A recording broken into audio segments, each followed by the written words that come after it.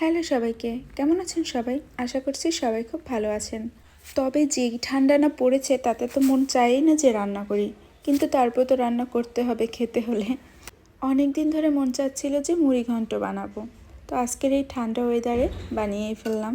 বাইরের যে আবহাওয়া তাতে মনেই হয় না যে এখন সকাল হলো নাকি দুপুর। এই ঠান্ডায় কী মন চায় জানেন?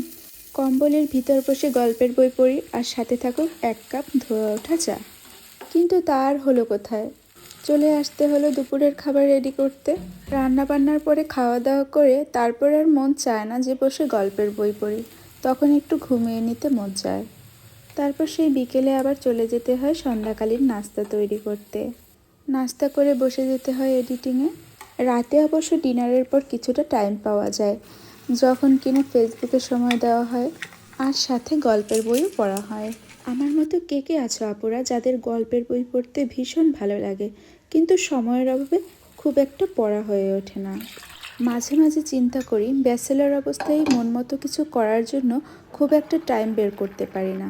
সেখানে যারা অফিস গোয়িং লেডি, যারা ম্যারিড এবং বেবিও আছে, তারা কিভাবে সবটা মেনটেন করে। অবশ্য সেটা আমি মাকে দেখে শিখেছি, কিভাবে বাইরেরটা কিংবা ঘরেরটা একসাথে মেনটেন করতে হয়। জীবনযুদ্ধে টিকে থাকার জন্য অবশ্য মেয়েদের সব দিকটা একসাথে মেনটেন করার একটা অদ্ভুত ক্ষমতা থাকে। একটা কথাই বিশ্বাস করি যে নারী কখনো হার মানে না। কথা বলতে বলতে আমার মুড়িঘণ্টটা কিন্তু একদম রেডি হয়ে গেছে। আজকের ভিডিওটা কেমন লাগলো অবশ্যই লাইক কমেন্ট করে জানাবেন, ফলো দিয়ে পাশে থাকবেন। Thanks for watching, tata.